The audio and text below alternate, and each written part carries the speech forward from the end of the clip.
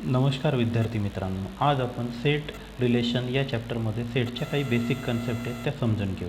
Set theory ही जी concept आहे ही George कॅन्टर या German मॅथमॅटिशियनने develop केलेली आहे, त्याने मांडलेली आहे. आता आपण सेटची डेफिनेशन समजून घेऊ. त्याच्यासाठी आपण काही एक्झाम्पल दिलेले आहेत ते पाहू. Collection of books in a library, collection of clothes in a shop, days in a week, successful person in your cities, happy people in your town, clever student in your class. आता हे जे 6 examples दिलेले आहेत याच्यापैकी पहिले जे 3 examples आहेत त्याच्यामध्ये object clear होतं आहे म्हणून ते वेल डिफाईंड आहेत. पण नंतरचे जे 3 एक्झाम्पल्स आहेत त्याच्यामध्ये ना ऑब्जेक्ट क्लिअर होत नाही आहे म्हणून ते वेल डिफाईंड नाही आहेत. जसं की successful person, happy people, clever student या ज्या आहेत ना या रिलेटिव्ह टर्म्स आहेत, या वेल डिफाईंड नाही आहेत. म्हणून याच्यावरून आपण सेटची जी डेफिनेशन आहे ती तयार करू शकतो. आता सेटची डेफिनेशन पाहू. A collection of well defined object is called set. म्हणजे वेल डिफाईंड ऑब्जेक्ट जे आहेत त्यांचे जे कलेक्शन आहे त्यालाच आपण सेट म्हणू शकतो. जसं की स्टुडंट इन अवर क्लास यालासुद्धा आपण सेट म्हणू शकतो, किंवा बुक्स इन युअर बॅग यालासुद्धा आपण सेट म्हणू शकतो. आता या ठिकाणी ऑब्जेक्ट जो आहे त्याला आपण एलिमेंट्स किंवा मेंबर म्हणतो त्या सेटचा. The object in a set is called element और member. We denote set by capital letters A, B, C, D, and elements of sets are represented by small letters A, B, C, X, Y, Z, It's.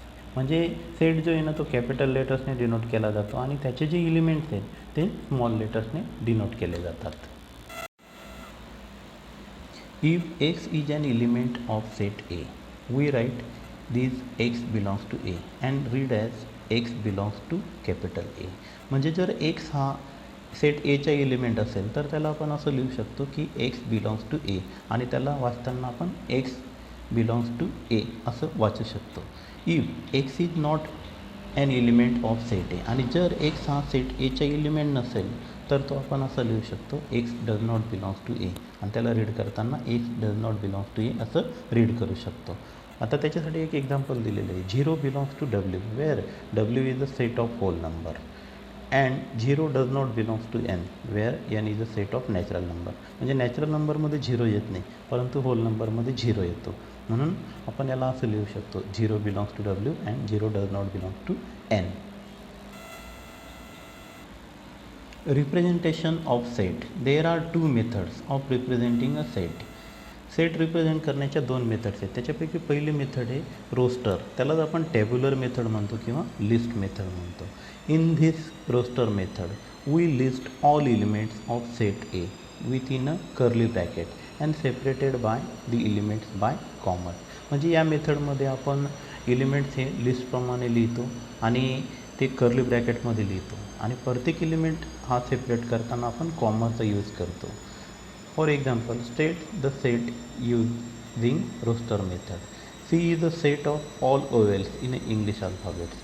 आता C हा set हा English अल्फाबेट्समधल्या ओवेल्सचा आहे, तो आपण असं लिहू शकतो C equal in a curly bracket A comma E comma I comma O comma you.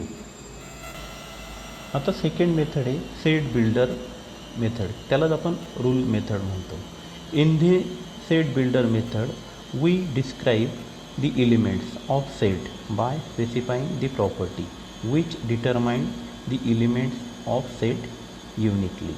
म्हणजे या सेटमधले जे एलिमेंट्स आहेत ते त्या सेटची प्रॉपर्टी जी आहे ना ती प्रॉपर्टी डिटरमाइन करतात. आता त्याच्यासाठी काही एक्झाम्पल्स पाहू आपण. State the set using set builder method. B equal 1 4 9 16 25. आता हे जे नंबर्स आहेत हे काय आहेत, परफेक्ट स्क्वेअर आहेत. म्हणजे या सेटची जी प्रॉपर्टी आहे की हा जो सेट आहे हा परफेक्ट स्क्वेअर नंबरचा सेट आहे. म्हणजे ज्याला आपण असं लिहू शकतो B equal x such that x belongs to n and x is a square. आता पुढची कन्सेप्ट आहे Venn diagram. The pictorial representation of a set is called Venn diagram. We can use triangle, circle, rectangle or any closed figure to represent a set. Venn diagram म्हणजे काय की त्याच्यामध्ये आपण set जो आहे ना तो पिक्चरच्या फॉर्ममध्ये रिप्रेझेंट करतो, आणि त्याच्यासाठी आपण सर्कल, रेक्टँगल किंवा क्लोज फिगरचा यूज करतो.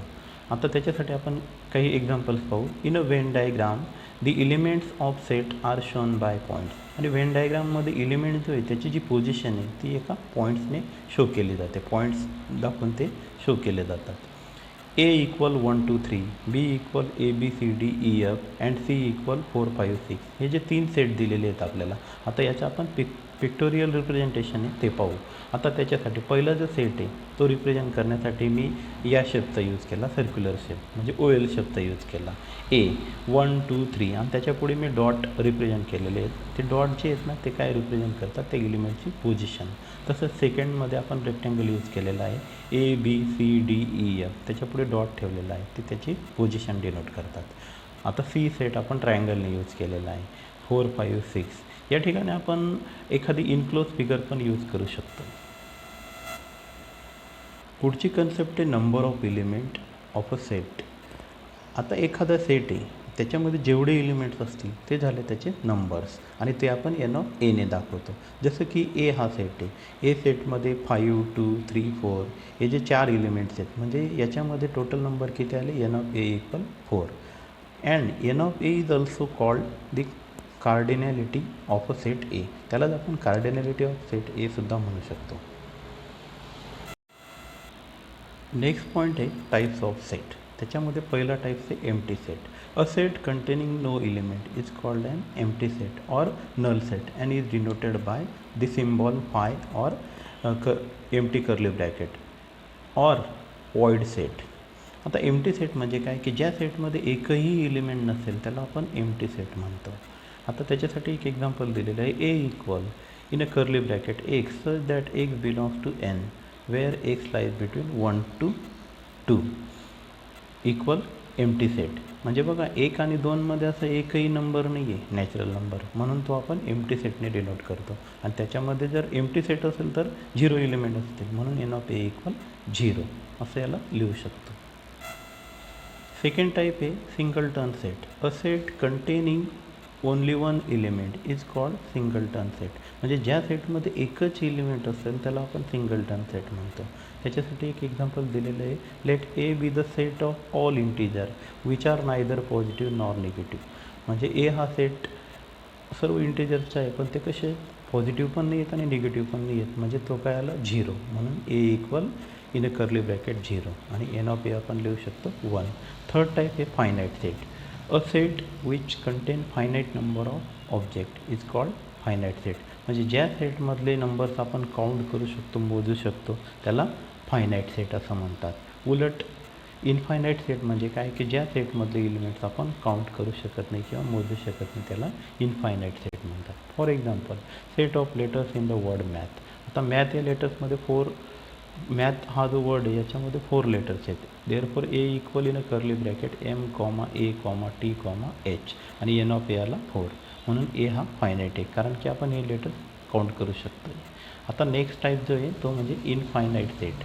इनफायनाईट सेट आताच आपण पाहिलं की जो सेट फायनाईट नसेल त्याला आपण इनफायनाईट सेट म्हणू शकतो किंवा ज्या सेटमधले एलिमेंट्स आपण काउंट करू शकत नाही त्याला इनफायनाईट सेट म्हणायचं. A set which is not finite is called an infinite set. For example set of natural number और set of whole number. Next type है universal set. If in a particular discussion all sets under the consideration are subset of set say U, then U is called universal set for that discussion. आपण जर असं consider केलं की एखादा set आहे आणि त्या सेटसाठी त्याचे जे सबसेट आहेत, फॉर एक्झाम्पल ABC हे 3 सेट्स आहेत आणि ते जर एक्स या सेटचे सबसेट्स असतील तर त्या ABC सेटसाठी एक्स हा त्याचा युनिव्हर्सल सेट झाला. इन जनरल युनिव्हर्सल सेट आपण यूने किंवा एक्सने डिनोट करू शकतो. For example the set of natural number n, the set of integer z are subset of real number r. आता नॅचरल नंबरचा सेट आणि इंटिजरचा सेट जो आहे तो सबसेट आहे कोणाचा, रिअल नंबरचा, म्हणून आपण या दोघांसाठी रिअल नंबरला म्हणू शकतो युनिव्हर्सल सेट कारण की रिअल नंबरचे नॅचरल नंबरचा सेट आणि इंटिजर नंबरचा सेट हे झाले सबसेट.